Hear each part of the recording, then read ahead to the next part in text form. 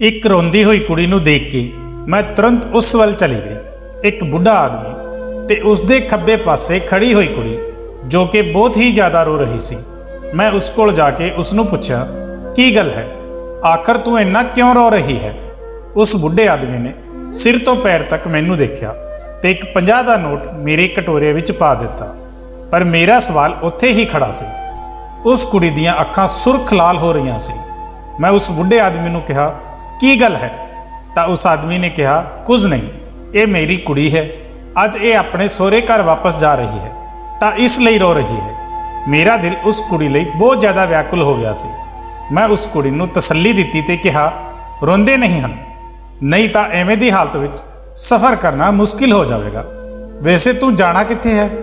मैं ये सवाल उस बुढ़े आदमी नूं पुछया, पर मेरा सवाल सुन के उस आदमी के चेहरे का रंग उड़ गया। वो छेती अपनी कुड़ी नूं बांह तो फड़ के ट्रेन विच बैठ गया। मैं उत्थे खड़ी उन्हां नूं देख के हैरान हो रही सी। ट्रेन चल पई, मैं वापस अपनी जगह आके बैठ गई। ये तो मेरा रोज़ का काम सी। अगले दिन मेरी तबीयत कुछ खराब जी लग रही सी, इसलिए मैं पुल के नीचे लेटी रही। जो लोग मैनू पहचानते सी वो पुल के नीचे ही आके मैनू भीख दे रहे सी। अचानक ट्रेन आउण दा शोर होण लग्या ते सारे लोग पटरी वल भज्जे। मेरे हाथ ते एक आदमी चढ़ गया ते मैं दर्द नाल चीख पई, पर जदों तक मैं उस आदमी नूं रोक के उसनूं कुछ पुछदी जां शिकायत करदी, वो भीड़ विच गायब हो चुकिया सी। ते मैं उत्थे मेज़ ते बैठ गई ते चलदी ट्रेन विचों चलदे होए लोकां नूं देखण लगी। मैनूं अज भी उही कल वाला बुढ़ा आदमी ट्रेन विच दिखाई दिता। मैं सोचा कल तो यह आदमी गया सी अपनी कुड़ी नूं उसदे सोहरे छड्डण, अज फिर तो कित्थे जा रहा है। मैं ध्यान नाल उसनूं देखिया कि शायद उस नाल उसदी कुड़ी होवे जो कि माँ बनन वाली सी, पर अज उस बुढ़े आदमी नाल कोई होर सोहनी जी कुड़ी बैठी सी। मैनूं ये देख के बहुत ज़्यादा हैरानी हुई। ट्रेन तो चली गई, पर मैं यही सोचती रह गई कि यह बुढ़ा आदमी इस उम्र विच सफ़र कर रहा है, वो भी इकल्ले, पता नहीं कित्थे जा रहा होएगा। मेरा तो रोज़ का काम सी। हज़ारां लोग इत्थे तो ट्रेन विच सवार हुंदे सी, पर इस बुढ़े नूं देख के मैनूं कुछ खटक रहा सी। उस बुढ़े आदमी विच कुछ तां सी जो मैनूं उस बारे सोचण लई मजबूर कर रहा सी। अगले दिन किसी अफसर दे आ जाण दी वजह नाल स्टेशन ते पुलिस दी बहुत ज़्यादा सख्त नज़र सी। बहुत सारे अफसर ड्यूटी ते लगाए गए सी। मेरा की सी, मैं तो एक भिखारन सी, इत्थे तो उत्थे बस टूटी तो पानी पी रही सी। उदों मैनूं कुछ सुनाई दिता। जदों मैं पलट के देखिया तां कोई आदमी उन्हां पुलिस वालियां नूं इत्थे आउण दी वजह पुछ रहा सी। दूजे आदमी ने कहा कि कोई अफसर आ रहा है, इत्थे कोई हादसा ना हो जाए, इसलिए पुलिस वाले इत्थे ड्यूटी ते लगाए गए हैं। उस आदमी ने कहा तुसी लोग इत्थे कदों तक ड्यूटी ते रहोगे। उसकी गल सुन के दूजे आदमी ने कहा जदों तक उन्हां दी मर्जी, तू क्यों इन्ना परेशान हो रहा है। इस सवाल ते अगले आदमी ने हसदे हुए कहा नहीं, बस इन्ने लोग देखे तां पुछ लिया। वो लोग जदों पलटे तां मैं उस आदमी नूं देख के तुरंत पहचान गई। ये तां उही बुढ़ा आदमी सी जो अपनी प्रेगनेंट कुड़ी नूं उसदे सोहरे छड्डण गया सी। मैं जल्दी नाल उस बुढ़े आदमी कोल गई ते उसनूं पुछण लगी तेरी कुड़ी पहुंच गई। मेरे अचानक तो रोक के सवाल करन ते वो बुढ़ा आदमी घबरा गया ते मैनूं ध्यान नाल देखदे होए बोलिया किहड़ी कुड़ी। मैं कहा अरे बाबा, ओ जो परसों तेरे नाल खड़ी हुई रो रही सी, वो तुहाडी कुड़ी। उस बाबा ने मेरे कोलों गुजरदे हुए कहा पता नहीं कित्थों कित्थों आ जाते हैं पागल लोग। मैं अपना जिहा मूँह लैके चुप हो गई। मैं इस बाबा नूं जांदे हुए देखिया तां पता नहीं क्यों मैनूं कुछ अजीब जिहा लग्या। वो आदमी चंगी खासी उम्र का लगदा सी ते उसदे चलण दी रफ्तार बहुत तेज सी। इस दुनिया दे रंग ही निराले हैं। मैं तो बस अपना वहम समझदी हुई अपने काम ते लग गई। फिर एक दिन दोपहर के समय मैं धुप तो बच के पटरियां दे कोल बैठी सी। एक आदमी चेहरे नूं रुमाल नाल ढकदे हुए स्टेशन तो इत्थों तो उत्थे चक्कर लगा रहा सी। मैं उसनूं एक दो बार देखा तो सोचण लगी कि शायद कोई मुसाफिर है जो ट्रेन का इंतजार कर रहा है। वो बार बार एक ही प्लेटफार्म के चक्कर कट रहा सी। इस स्टेशन पर मैं 5 साल तो भीख मंग रही सी। हुण तां मैनूं मुसाफिरां दी भी पहचान हो गई सी। वो कौन सी मैनूं नहीं पता, पर मैं सोचा कि एक बार जाके उसनूं पुछ लवां कि वो इत्थे चक्कर क्यों लगा रहा है। किते उसनूं कोई परेशानी तो नहीं है। हो सकता है वो अपना रस्ता भटक गया होए। मैं अपनी चद्दर संभालती हुई पुल दे उस पार जा पहुंची। वो आदमी बार बार झाक के पता नहीं की लभ रहा सी। मैं उसनों पूछया, की होया, तुसी किस नूं लभ रहे हो? मेरे एकदम सवाल करन ते वो आदमी उछल पिया। मैं उसदे नेड़े खड़ी सी तां मैनूं उसदा चेहरा दिख रहा सी, पर उसने रुमाल नाल अपना मूँह ढक रखिया सी ते अखां ते काली ऐनक लगा रखी सी। उसदे कपड़े भी कुछ खास नहीं सी। मैं उसनूं देखण दे बाद उसदे जवाब दा इंतजार कर रही सी, पर वो मैनूं देखण लग्या। मैं कहा, की गल है, क्यों इत्थे तो उत्थे बेचैन ते परेशान होके चक्कर कट रहे हो? जे कोई परेशानी है तो सामने टिकट घर है, उत्थे जाके किसी नाल गल कर लो। वो आदमी हाँ विच सिर हिला के टिकट घर विच चला गया। मैं सोचा शायद कोई अनजान होवेगा जो टिकट की वजह नाल परेशान सी। चलो आखिर मैं किसी दे काम तां आई। उस आदमी नूं भेज के मैं वापस पुल दे उस पार चली गई। थोड़ी देर बाद वो आदमी भी टिकट घर तो निकलदा होया नजर आया। रोज़ बहुत सारे मुसाफिर आउंदे सी, पर वो बुढ़ा आदमी एक दिन छड्ड के दूजे दिन स्टेशन ते किसी प्रैगनेंट औरत दे नाल आउंदा रहिंदा सी। फिर अचानक तो उसने आउणा बंद कर दिता। एक दो दिन तक मैनू भी यह गल याद रही, पर फिर मैं भुल गई। पर कल रात एक अजीब हादसा होया। रात का लगभग 1 बजिया सी। मैं भी पुल दे नीचे सिमटी हुई लेटी सी। अचानक तो एक साया मेरे वल तो गुजर गया। मैं समझी शायद स्टेशन का कोई नौकर होवेगा जो कि देखभाल लई आया होएगा। अक्सर और आउंदा रहिंदा है। मैं भी करवट बदल के आराम नाल सो गई, पर फिर कुछ ही देर विच मैनू रोले की आवाज़ आउण लगी। मैं अख खोली ते उठ के देखण लगी तां उही स्टेशन का नौकर सी। मैनू जागदा होया देख के बोलिया, सब ठीक तो है, तू इस समय जाग क्यों रही है? मैं कहा, तू शोर किता, इस वजह नाल मेरी अख खुल गई। तां उसने जवाब दिता कि हाँ मैं हुणे आया सी, अज देर हो गई टिकट घर विच, मेरी चादर रह गई सी, मैं उही लैण आ गया। मैं तुरंत उसनूं कहा कि हुण थोड़ी देर पहलां तां तू इत्थों लंघ के गया सी। उसने कहा नहीं, मैं तां हुणे आया हाँ। मैं उस नाल जिद करन लगी कि नहीं, मैं खुद अपने कन्नां नाल आवाज़ सुनी सी, तू ही सी। पर वो मेरी गल मन्नण तो इनकार कर रहा सी। मैं ज़्यादा बहस नहीं की ते वो चला गया। मैं पुल दी पौड़ियां ते ही बैठ गई। मैनू लग्या कि कोई लंघ के गया है, पर इत्थे तां रात विच इस नौकर तो इलावा कोई नहीं आउंदा। हो सकता है मेरा वहम होवे, जां हो सकता है मैं नींद विच होवां। मैं इस बारे सोचती रही। अगले दिन सारी रात ना सोण की वजह नाल मेरे सर विच बहुत ज़्यादा दर्द हो रहा सी। मैं स्टेशन ते मौजूद होटल विच चाह लैण चली गई। लोग इधर उधर आ रहे सी, जा रहे सी। इस भीड़ विच अचानक तो मेरी नज़र उस ते पई।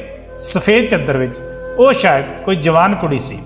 उसकी उम्र लगभग 19 या 20 साल होवेगी। माँ बनन की वजह नाल वो एक टेबल ते बैठी सी, पर जो चीज़ मैनू हैरान कर रही सी वो उसकी रोई हुई शकल सी। वो इत्थे शायद किसी नूं लभ रही सी। उसके चेहरे ते परेशानी दिख रही सी। मैं उस कोल गई। वो मैनू देख के एकदम पीछे हो गई। मैं समझ गई कि एक कुड़ी डर रही है। मैं उसनूं पानी दिता ते उसने एक साह विच पूरी बोतल पी ली। पानी पीण तो बाद उसने रोंदे हुए कहा, मैं भुखी हाँ, मैनू कुछ खाण दे लई दे दो। उसकी गल सुन के मेरा दिल कट के रह गया। उसकी हालत बहुत ज़्यादा खराब लग रही सी। वो पतली दुबली जिही कुड़ी बहुत हिम्मत नाल इत्थे बैठी सी। मैं उसनूं कुछ खाण लई दिता। वो बार बार अपनी डरी हुई नज़रां नाल चारे पासे देख रही सी। उसने जल्दी जल्दी खाना खाधा ते अचानक उठ के जाण लगी। मैं उसनूं हैरानी नाल देखिया ते पुछया, की गल है, तू मैनू दस। उस कुड़ी ने मैनू पलट के देखिया ते बोली, मैनू बचा लो, मैं बहुत मुश्किल विच हाँ। मैं उसकी गल सुन के परेशान हो गई। अचानक ट्रेन आउण दा शोर होया ते जल्दी जल्दी विच लोग ट्रेन विच चढ़ गए। वो कुड़ी भी भीड़ विच पता नहीं कित्थे चली गई सी। मैं चारे पासे उस कुड़ी नूं देखिया, पर वो कुड़ी मैनू किते नहीं दिखी।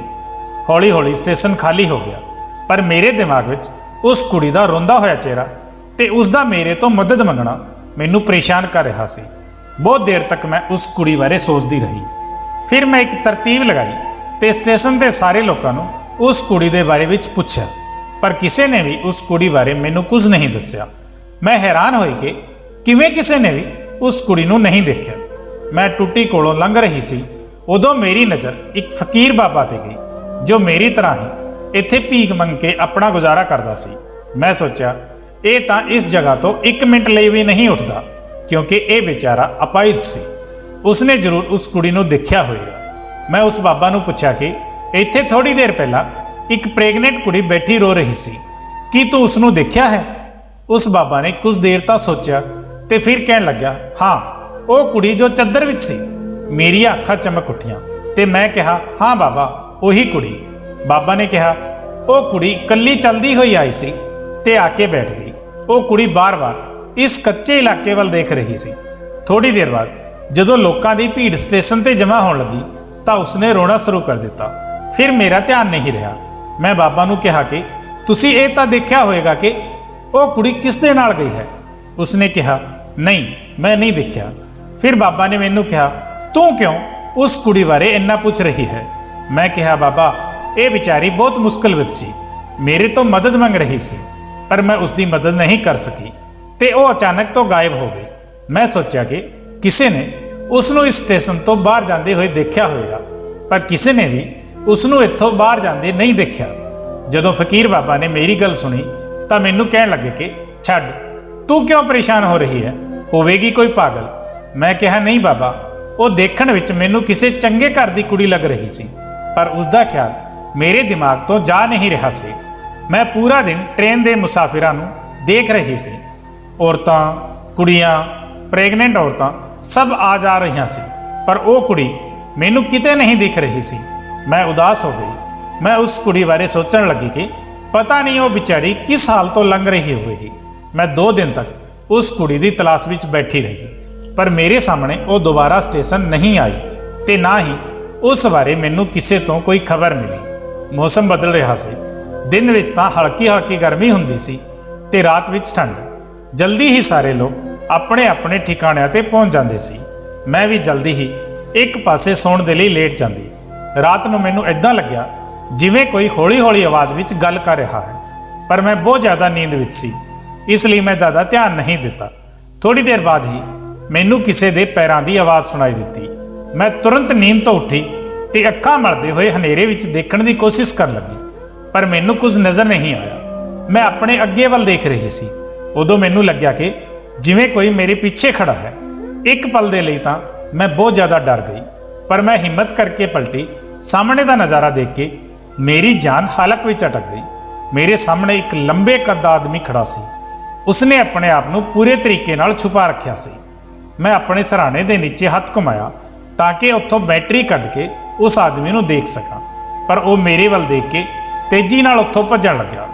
जदों मैं उसनूं उत्थे तो भजदे हुए देखा तो एक पत्थर उठा के उसके पैर ते मार दिता। वो लड़खड़ा के डिग गया, पर थोड़ी देर विच सीधा होके फिर तो भज्जण लग्या। मैं भी सोच लिया सी कि अज उसनूं किसी भी हाल विच नहीं छड्डूंगी। मैं जल्दी नाल उठ के उसके पीछे भज रही सी।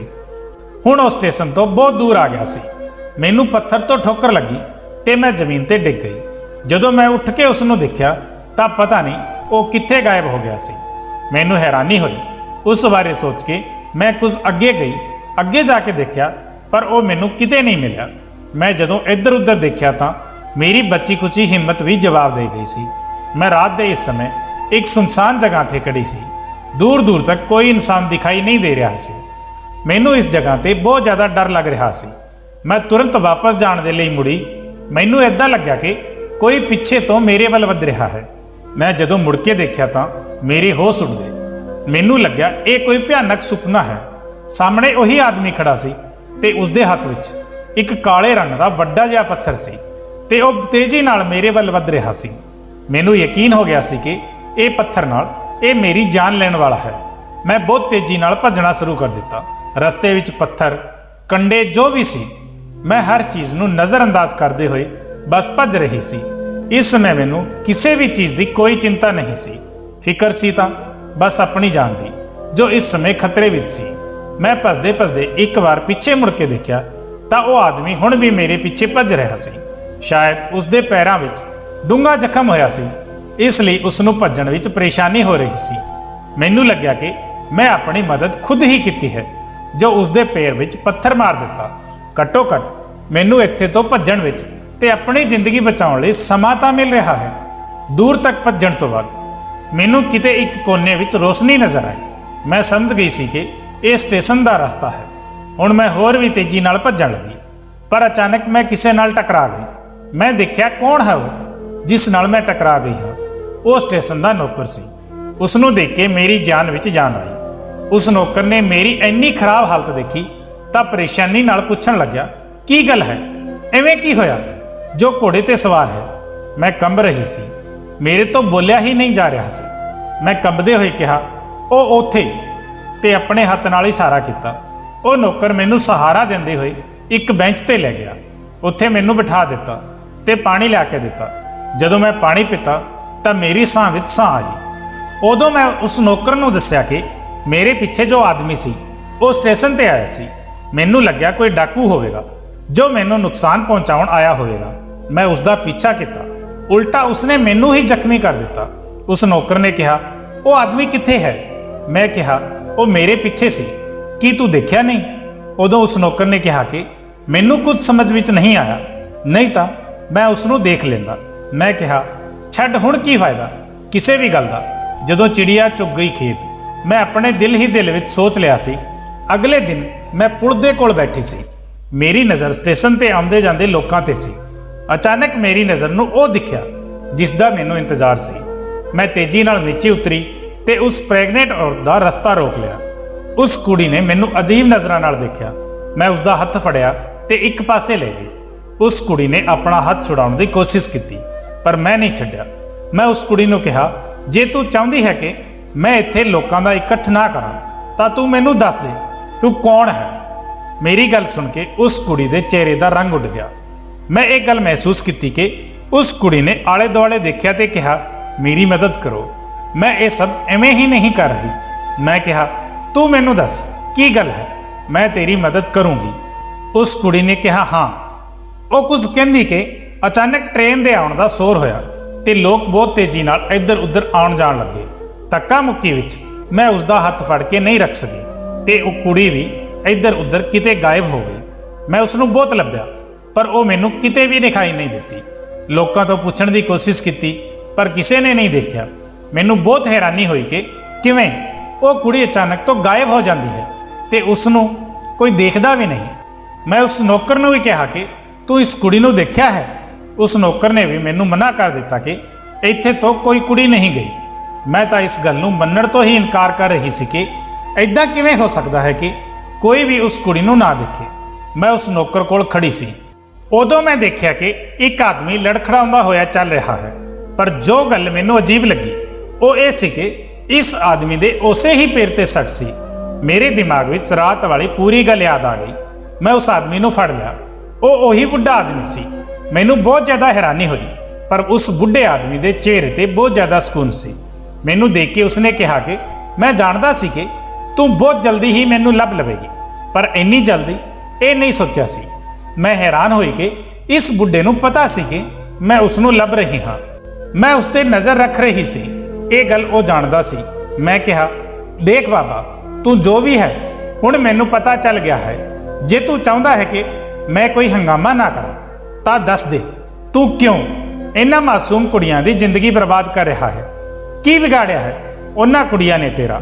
ਮੇਰੀ ਗੱਲ ਸੁਣਨ ਤੋਂ ਬਾਅਦ ਉਸ ਬੁੱਢੇ ਨੇ ਕਿਹਾ, ਤੂੰ ਜਿਵੇਂ ਸਮਝ ਰਹੀ ਹੈ ਉੱਦਾਂ ਨਹੀਂ ਹੈ। ਮੈਂ ਤੈਨੂੰ ਸਾਰੀ ਗੱਲ ਦੱਸ ਦੇਵਾਂਗਾ ਪਰ ਉਸ ਲਈ ਤੈਨੂੰ ਮੇਰੇ ਨਾਲ ਚੱਲਣਾ ਹੋਵੇਗਾ। ਮੈਂ ਉਸ ਨੂੰ ਕਿਹਾ ਕਿ ਮੈਂ ਤੇਰੇ ਤੇ ਭਰੋਸਾ ਨਹੀਂ ਕਰ ਸਕਦੀ। ਉਸ ਬੁੱਢੇ ਨੇ ਕਿਹਾ ਕਿ ਠੀਕ ਹੈ, ਜੇ ਤੈਨੂੰ ਮੇਰੇ ਤੇ ਭਰੋਸਾ ਨਹੀਂ ਹੈ ਤਾਂ ਤੂੰ ਇੱਕ ਕੰਮ ਕਰ, ਤੂੰ ਉਸ ਨੌਕਰ ਨੂੰ ਦੱਸ ਦੇ ਕਿ ਤੂੰ ਮੇਰੇ ਨਾਲ ਜਾ ਰਹੀ ਹੈ। ਜੇ ਤੈਨੂੰ ਕਿਸੇ ਵੀ ਤਰੀਕੇ ਦਾ ਕੋਈ ਨੁਕਸਾਨ ਹੋਵੇ ਤਾਂ ਉਹ ਜੋ ਚਾਹੇ ਮੇਰੇ ਨਾਲ ਕਰ ਲਵੇਗਾ। ਮੈਂ ਵੀ ਸੋਚ ਲਿਆ ਕਿ ਚੱਲ ਇੱਕ ਵਾਰ ਇਸ ਤੇ ਭਰੋਸਾ ਕਰ ਲੈਂਦੀ ਹਾਂ, ਪਰ ਮੈਂ ਉਸ ਸਟੇਸ਼ਨ ਦੇ ਨੌਕਰ ਨੂੰ ਦੱਸ ਦਿੱਤਾ ਕਿ ਮੈਂ ਉਸ ਬੁੱਢੇ ਆਦਮੀ ਨਾਲ ਇੱਕ ਆਬਾਦੀ ਵਾਲੇ ਇਲਾਕੇ ਵੱਲ ਜਾਣ ਲੱਗੀ ਹਾਂ। ਥੋੜੀ ਅੱਗੇ ਚੱਲ ਕੇ ਮੈਂ ਥੱਕ ਗਈ ਤੇ ਮੈਂ ਉਸ ਬੁੱਢੇ ਬਾਬਾ ਨੂੰ ਕਿਹਾ, ਹੋਰ ਕਿੰਨਾ ਚੱਲਣਾ ਹੈ, ਮੈਂ ਹੁਣ ਥੱਕ ਚੁੱਕੀ ਹਾਂ।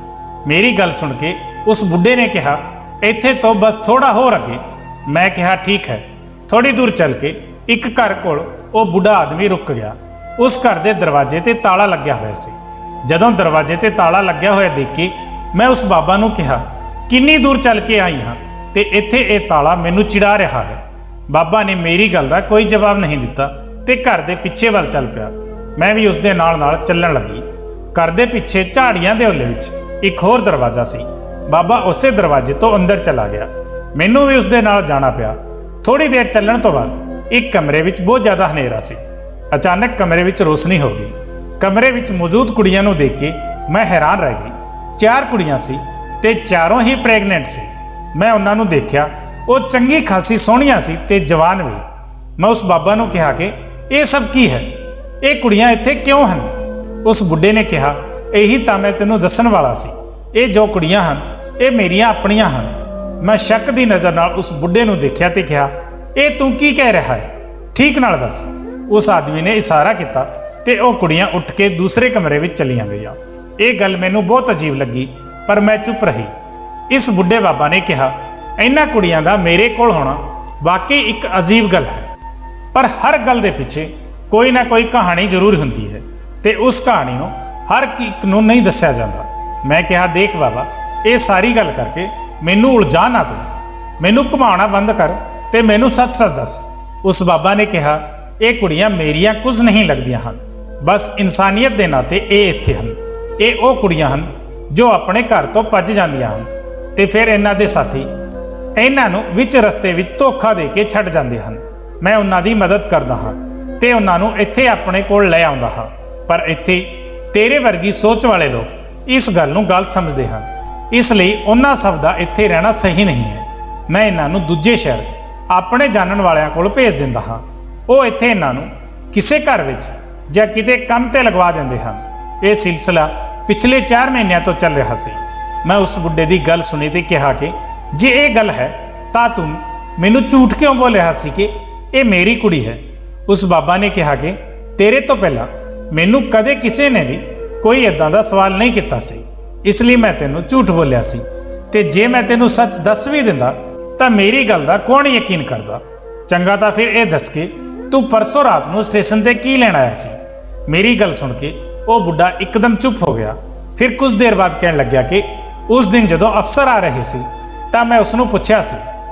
ਉਸ ਸਮੇਂ ਮੇਰੇ ਕਾਗਜ਼ਾਤ ਉੱਥੇ ਸਟੇਸ਼ਨ ਤੇ ਡਿੱਗ ਗਏ ਸੀ। ਮੈਂ ਸੋਚਿਆ ਕਿ ਰਾਤ ਨੂੰ ਇੱਥੇ ਕੋਈ ਨਹੀਂ ਹੋਏਗਾ ਤਾਂ ਰਾਤ ਵਿੱਚ ਜਾ ਕੇ ਮੈਂ ਉਹ ਆਪਣੇ ਕਾਗਜ਼ਾਤ ਲੱਭ ਲਵਾਂਗਾ, ਪਰ ਜੋ ਤੂੰ ਮੇਰੇ ਨਾਲ ਕੀਤਾ ਉਹ ਤਾਂ ਤੂੰ ਜਾਣਦੀ ਹੀ ਹੈ। ਮੈਂ ਤੇਰੇ ਸਾਹਮਣੇ ਇਸ ਲਈ ਨਹੀਂ ਆਇਆ, ਫਿਰ ਲੋਕ ਸਮਝਦੇ ਮੈਂ ਕੋਈ ਚੋਰ ਹਾਂ। ਮੈਂ ਕਿਹਾ, ਜੇ ਇਦਾਂ ਦੀ ਗੱਲ ਹੈ ਤਾਂ ਅੱਜ ਇਹ ਸਭ ਤੂੰ ਮੈਨੂੰ ਦੱਸ ਰਿਹਾ ਹੈ, ਪਹਿਲਾਂ ਹੀ ਦੱਸ ਦਿੰਦਾ। ਮੇਰੀ ਗੱਲ ਤੇ ਉਸ ਬਾਬਾ ਨੇ ਕਿਹਾ, ਮੈਂ ਸੋਚਦਾ ਸੀ ਕਿ ਪਤਾ ਨਹੀਂ ਤੂੰ ਇਸ ਗੱਲ ਦਾ ਕੀ ਮਤਲਬ ਕੱਢੇਗੀ। ਮੈਂ ਕਿਹਾ, ਠੀਕ ਹੈ, ਇਹ ਤੂੰ ਚੰਗਾ ਕੰਮ ਕਰ ਰਿਹਾ ਹੈ, ਪਰ ਕੰਮ ਕਰਨ ਦਾ ਤਰੀਕਾ ਸਹੀ ਨਹੀਂ ਹੈ। ਕੋਈ ਵੀ ਕੰਮ ਜੇ ਗਲਤ ਤਰੀਕੇ ਨਾਲ ਕੀਤਾ ਜਾਵੇ ਤਾਂ ਉਸ ਦਾ ਨਤੀਜਾ ਵੀ ਗਲਤ ਹੀ ਨਿਕਲਦਾ ਹੈ। ਬਾਬਾ ਨੇ ਕਿਹਾ, ਹੁਣ ਤਾਂ ਤੈਨੂੰ ਪਤਾ ਚੱਲ ਗਿਆ ਹੈ ਨਾ, ਬਸ ਮੈਨੂੰ ਉਮੀਦ ਹੈ ਕਿ ਤੂੰ ਮੈਨੂੰ ਗਲਤ ਨਹੀਂ ਸਮਝੇਗੀ। ਮੈਂ ਕਿਹਾ, ਹਾਂ ਸਹੀ ਹੈ, ਹੁਣ ਮੈਨੂੰ ਪਤਾ ਚੱਲ ਗਿਆ, ਨਹੀਂ ਤਾਂ ਮੈਨੂੰ ਤੇਰੇ ਤੇ ਸ਼ੱਕ ਸੀ ਕਿ ਆਖਰ ਇਹ ਕੀ ਰਾਜ਼ ਹੈ। ਇਸ ਲਈ ਮੈਂ ਇਸ ਬਾਬਾ ਦੇ ਘਰ ਤੋਂ ਨਿਕਲੀ ਤੇ ਸਟੇਸ਼ਨ ਤੇ ਆ ਕੇ ਮੈਂ ਨੌਕਰ ਨੂੰ ਸਾਰੀ ਗੱਲ ਦੱਸੀ ਤਾਂ ਉਸ ਨੂੰ ਵੀ ਇਹ ਜਾਣ ਕੇ ਬਹੁਤ ਹੈਰਾਨੀ ਹੋਈ, ਪਰ ਇਸ ਗੱਲ ਤੇ ਯਕੀਨ ਕਰਨਾ ਹੁਣ ਸਾਡੇ ਤੇ ਸੀ। ਉਸ ਨੌਕਰ ਨੇ ਮੈਨੂੰ ਹੁਣ ਵੀ ਸੋਚ ਵਿੱਚ ਦੇਖਿਆ ਤੇ ਕਹਿਣ ਲੱਗਿਆ ਕਿ ਹੁਣ ਬਸ ਕਰ, ਇਸ ਬਾਬੇ ਨੂੰ ਛੱਡ ਦੇ ਤੇ ਆਪਣਾ ਕੰਮ ਧੰਦਾ ਫੜ। ਮੈਂ ਵੀ ਸੋਚਿਆ ਕਿ ਇਸ ਬਾਰੇ ਮੈਂ ਕੁਝ ਜ਼ਿਆਦਾ ਹੀ ਸੋਚ ਰਹੀ ਹਾਂ। ਉਹ ਵਿਚਾਰਾ ਤਾਂ ਨੇਕ ਕੰਮ ਕਰ ਰਿਹਾ ਹੈ, ਕਿਸੇ ਕੁੜੀ ਨੂੰ ਕੰਮ ਤੇ ਲਗਾ ਰਿਹਾ ਹੈ। ਮੈਂ ਸਾਰੀ ਗੱਲ ਛੱਡ ਕੇ ਆਪਣੇ ਕੰਮ ਵਿੱਚ ਲੱਗ ਗਈ। ਰਾਤ ਨੂੰ ਥੱਕ ਹਾਰ ਕੇ ਮੈਂ ਆਪਣੇ ਬਿਸਤਰ ਤੇ ਲੇਟ ਗਈ।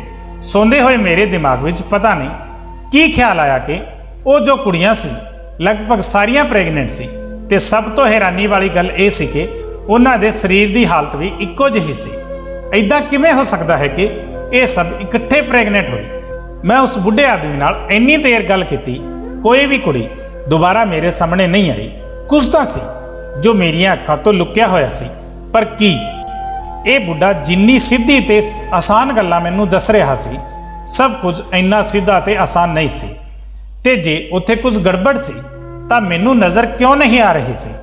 ਹੁਣ ਕਿਸੇ ਨਾ ਕਿਸੇ ਤਰ੍ਹਾਂ ਮੈਨੂੰ ਇਸ ਰਾਜ਼ ਨੂੰ ਸੁਲਝਾਉਣਾ ਸੀ। ਮੈਂ ਉੱਥੇ ਬੈਠੀ ਹੋਈ ਕੜੀ ਨਾਲ ਕੜੀ ਜੋੜ ਰਹੀ ਸੀ, ਉਦੋਂ ਹੀ ਮੇਰੀ ਨਜ਼ਰ ਇੱਕ ਕੁੜੀ ਤੇ ਗਈ। ਮੈਂ ਹੈਰਾਨ ਹੋਈ ਕਿ ਇੰਨੀ ਰਾਤ ਨੂੰ ਇੱਥੇ ਇਹ ਕੁੜੀ ਕੀ ਕਰ ਰਹੀ ਹੈ। ਮੈਂ ਉਸ ਕੁੜੀ ਕੋਲ ਗਈ ਤੇ ਉਸ ਨੂੰ ਪੁੱਛਿਆ, ਕੌਣ ਹੈ ਤੂੰ? ਤਾਂ ਉਹ ਕੁੜੀ ਕਹਿਣ ਲੱਗੀ, ਮੈਂ ਕਿਤੇ ਜਾ ਰਹੀ ਹਾਂ, ਇਕੱਲੀ ਹਾਂ। ਮੈਂ ਕਿਹਾ, ਤੂੰ ਕਿੱਥੇ ਜਾ ਰਹੀ ਹੈ? ਇਹ ਗੱਲ ਸੁਣ ਕੇ ਉਹ ਕੁੜੀ ਆਪਣਾ ਚਿਹਰਾ ਆਪਣੇ ਹੱਥਾਂ ਨਾਲ ਲੁਕਾ ਕੇ ਰੋਣ ਲੱਗੀ। ਮੈਂ ਉਸ ਨੂੰ ਰੋਂਦਾ ਹੋਇਆ ਦੇਖ ਕੇ ਪਰੇਸ਼ਾਨ ਹੋ ਗਈ ਤੇ ਉਸ ਨੂੰ ਬੋਲੀ, ਕੀ ਹੋਇਆ, ਤੂੰ ਰੋ ਕਿਉਂ ਰਹੀ ਹੈ? ਮੇਰੀ ਗੱਲ ਸੁਣ ਕੇ ਉਸਨੇ ਮੇਰੇ ਵੱਲ ਦੇਖਿਆ ਤੇ ਕਹਿਣ ਲੱਗੀ, मैं एक हफ्ते तो इत्थे तो उत्थे ਥਾਂ ਥਾਂ ਫਿਰ ਰਹੀ ਹਾਂ। ਮੇਰੇ ਇੱਕ ਗਲਤ ਕਦਮ ਨੇ ਮੈਨੂੰ ਥਾਂ ਥਾਂ ਦੀਆਂ ਠੋਕਰਾਂ ਖਾਣ ਤੇ ਮਜਬੂਰ ਕਰ ਦਿੱਤਾ। ਮੈਂ ਕਿਹਾ, ਤੂੰ ਇਦਾਂ ਦਾ ਕੀ ਕਰ ਦਿੱਤਾ? ਤਾਂ ਉਸ ਕੁੜੀ ਨੇ ਦੱਸਿਆ ਕਿ ਮੈਂ ਵੀ ਇਸ ਦੁਨੀਆ ਦੇ ਇੱਕ ਬੇਵਫਾ ਮੁੰਡੇ ਦੇ ਪਿਆਰ ਤੇ ਯਕੀਨ ਕਰ ਬੈਠੀ ਤੇ ਆਪਣਿਆਂ ਨੂੰ ਛੱਡ ਕੇ ਕਿਸੇ ਅਣਜਾਣ ਮਰਦ ਦੇ ਨਾਲ ਇਸ ਦੁਨੀਆ ਤੋਂ ਅਲੱਗ ਇੱਕ ਨਵੀਂ ਦੁਨੀਆ ਵਸਾਉਣਾ ਚਾਹੁੰਦੀ ਸੀ। ਪਰ ਮੈਨੂੰ ਨਹੀਂ ਪਤਾ ਸੀ ਕਿ ਮੈਂ ਇਨਸਾਨਾਂ ਤੋਂ ਨਿਕਲ ਕੇ ਸ਼ੈਤਾਨਾਂ ਵਿੱਚ ਜਾ ਰਹੀ ਹਾਂ। ਉਸਨੇ ਮੈਨੂੰ ਇਸਤੇਮਾਲ ਕੀਤਾ ਤੇ ਇੱਕ ਰਾਤ ਇਕੱਲਾ ਛੱਡ ਕੇ ਚਲਾ ਗਿਆ। ਮੈਂ ਉਸ ਨੂੰ ਹਰ ਜਗ੍ਹਾ ਲੱਭਿਆ ਪਰ ਉਹ ਮੈਨੂੰ ਕਿਤੇ ਵੀ ਨਹੀਂ ਮਿਲਿਆ। ਮੈਂ ਕੀ ਕਰਾਂ, ਕਿੱਥੇ ਜਾਵਾਂ, ਕੁਝ ਸਮਝ ਨਹੀਂ ਆ ਰਿਹਾ। ਮੈਂ ਆਪਣੇ ਘਰ ਵਾਪਸ ਨਹੀਂ ਜਾ ਸਕਦੀ। ਮੇਰੇ ਘਰ ਵਾਲੇ ਬਹੁਤ ਜ਼ਿਆਦਾ ਸਖਤ ਹਨ। ਜੇ ਮੈਂ ਘਰ ਵਾਪਸ ਜਾਊਂਗੀ ਤਾਂ ਮੈਨੂੰ ਦੇਖਦੇ ਹੀ ਮੇਰਾ ਖੂਨ ਕਰ ਦੇਣਗੇ। ਮੈਂ ਖੁਦ ਵੀ ਜਿਉਣਾ ਨਹੀਂ ਚਾਹੁੰਦੀ, ਪਰ ਇਹ ਨੰਨੀ ਜਿਹੀ ਜਾਨ ਜੋ ਮੇਰੇ ਅੰਦਰ ਸਾਹ ਲੈ ਰਹੀ ਹੈ, ਉਸ ਲਈ ਮੈਂ ਜਿਉਂਦੀ ਹਾਂ। ਮੈਨੂੰ ਉਸ ਕੁੜੀ ਦੀ ਕਹਾਣੀ ਸੁਣ ਕੇ ਉਸ 'ਤੇ ਬਹੁਤ ਜ਼ਿਆਦਾ ਅਫਸੋਸ ਹੋਇਆ। ਮੈਂ ਉਸ ਸਮੇਂ ਫੈਸਲਾ ਕੀਤਾ ਤੇ ਉਸ ਕੁੜੀ ਨੂੰ ਭਰੋਸੇ ਵਿੱਚ ਲੈ ਕੇ ਸਟੇਸ਼ਨ ਤੋਂ ਦੂਰ ਚਲੀ ਗਈ। ਇਸ ਘਰ ਦਾ ਦਰਵਾਜ਼ਾ ਖੜਕਾਉਣਾ ਬੇਕਾਰ ਸੀ, ਇਸ ਲਈ ਮੈਂ ਵੀ ਉਹ ਚੋਰ ਦਰਵਾਜ਼ਾ ਇਸਤੇਮਾਲ ਕੀਤਾ ਅੰਦਰ ਜਾਣ ਲਈ। ਮੈਂ ਆਰਾਮ ਨਾਲ ਦਰਵਾਜ਼ਾ ਖੋਲ੍ਹਿਆ, ਪਰ ਜਿਵੇਂ ਹੀ ਮੈਂ ਕਮਰੇ ਵਿੱਚ ਆਪਣਾ ਕਦਮ ਰੱਖਿਆ, ਅੰਦਰ ਦਾ ਨਜ਼ਾਰਾ ਦੇਖ ਕੇ ਮੇਰੇ ਪੈਰਾਂ ਥੱਲੋਂ ਜ਼ਮੀਨ ਨਿਕਲ ਗਈ। ਮੈਨੂੰ ਲੱਗਿਆ ਜਿਵੇਂ ਮੈਂ ਕਿਸੇ ਗਲਤ ਜਗ੍ਹਾ ਤੇ ਆ ਗਈ ਹਾਂ, ਪਰ ਉਹ ਸਭ ਕੁਝ ਸੱਚ ਸੀ। ਉਹ ਸਾਰੀਆਂ ਕੁੜੀਆਂ ਬਹੁਤ ਬੁਰੀ ਹਾਲਤ ਵਿੱਚ ਲਗਭਗ ਬੇਹੋਸ਼ ਪਈਆਂ ਸੀ। ਉਹਨਾਂ ਦੇ ਲੇਟਣ ਦੇ ਤਰੀਕੇ ਤੋਂ ਮੈਨੂੰ ਅੰਦਾਜ਼ਾ ਹੋ ਗਿਆ ਕਿ ਇਹ ਨਸ਼ਾ ਕਰਕੇ ਪਈਆਂ ਹਨ। ਉਹਨਾਂ ਦੇ ਸਰੀਰ ਤੇ ਨਜ਼ਰ ਪੈਂਦੇ ਹੀ ਮੈਨੂੰ ਸਾਰੀ ਗੱਲ ਸਮਝ ਵਿੱਚ ਆ ਗਈ।